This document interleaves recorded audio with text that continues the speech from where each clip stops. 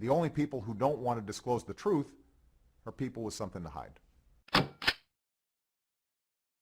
By profession, you're a debt collector, and you were working on a case. You were trying to get information about an individual who owed money to companies, and somehow Barack Obama came into this story. Tell us how this all started.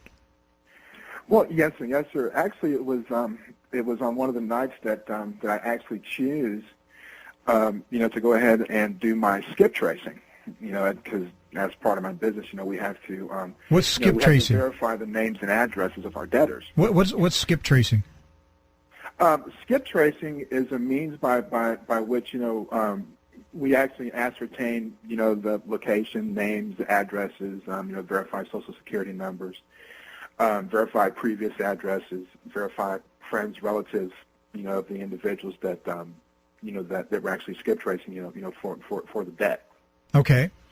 So the first process is to make sure that the person you are zeroing in on is the actual debtor that you want. Yes, sir. Absolutely. Okay.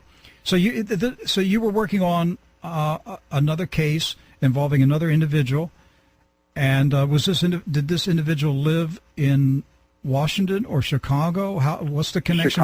Chicago. Okay. Yes, sir. All right. Go ahead and pick up the story. Sure.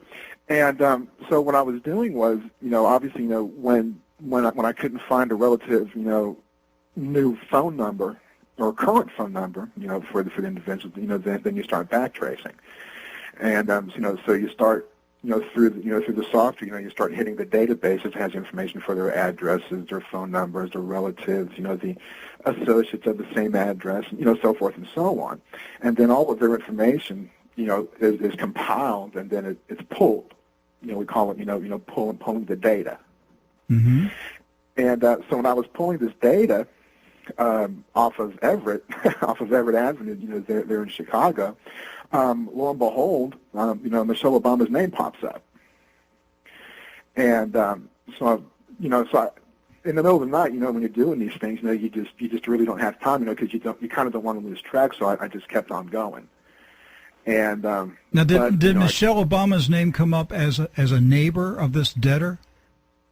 Yes, sir. Okay. Yes, sir. Back in the 90s, back in the 1990s. All right. And so anyway, so as I was finished, I clicked back, just out of curiosity, I clicked on her name, and then obviously Barack Obama pulled up. And then his alias pulled up as well, that was attached to his Social Security number. What do you mean, his alias? Yes, sir. When individuals apply for anything, or sign a form, sign an application, whatever pretty much they use a name, it's associated with that address and that Social Security number. Mm-hmm. And apparently at one time, as of 2009, actually as of November 2009, the alias Bonnell Harrison J, or Harrison J. Bonnell, was actually used with Barack Obama's Social Security number and his address of 5046 South Greenwood Avenue, Chicago, Illinois, 60615. Harrison J. Burnell? Bonnell, B-O-U-N-E-L. B-O-N? B-O-U-N-E-L. Harrison J. Bonnell. Or the alias Harrison J. Bonnell. I've never heard this. I thought you were going to say Barry Soetoro. No, sir. Actually, I looked up Barry Soetoro, and I couldn't find it. It doesn't exist anymore. Okay, and what's the street address again? 5046 South Greenwood Avenue, Chicago, Illinois, 60615. And actually, at the time, I didn't even know what his home address was. So all this to me was like, hitting me, just like a brick wall. I didn't even know. This is new to me. I have never heard the name Harrison J. Bonnell.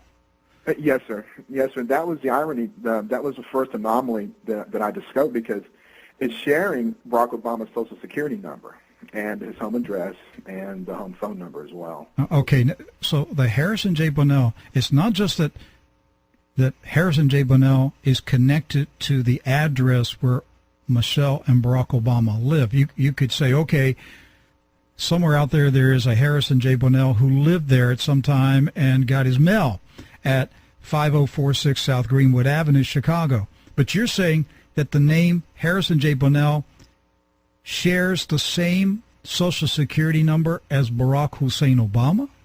Yes, sir, the exact one. But because what I did was, in order to double check these things, I have a way that I can backtrack it. And so when I took the Social Security number by itself and entered it into, my search screen, it reverted back and it pulled up Barack H. Obama, Harrison J. Bonnell, or Bonnell Harrison J. at the same time. It gave me two results for the same social. Okay, so what happened then? Well, I'm sitting there and I'm looking at it. I said, well, from my own experience, when you have multiple names with one Social Security number, I look at it, and well, I mean, that's the way that we're taught really, is to look at it as a case of either stolen identity, okay, or someone using his social, or he let somebody use that social. Okay, that's what I was looking at. Actually, I look at it from the standpoint of proving proving the anomaly. Not taking it for granted that it existed. I had to prove it. Okay.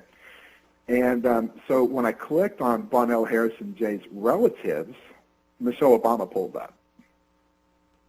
Oh, boy. Her name pulled up as a relative of Bonnell Harrison J. And it showed up with her social, her spouse's, her cell phone numbers, and the address, 5046 South Greenwood, as of October 2010.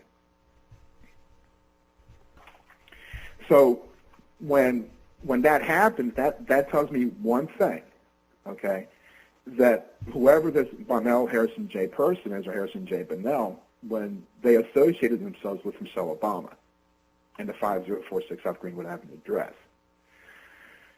So I clicked on the home address. I clicked on the 5046 South Greenwood. And when I pulled up that information, it showed me two separate owners of the house, not the Obamas. The only people who don't want to disclose the truth are people with something to hide.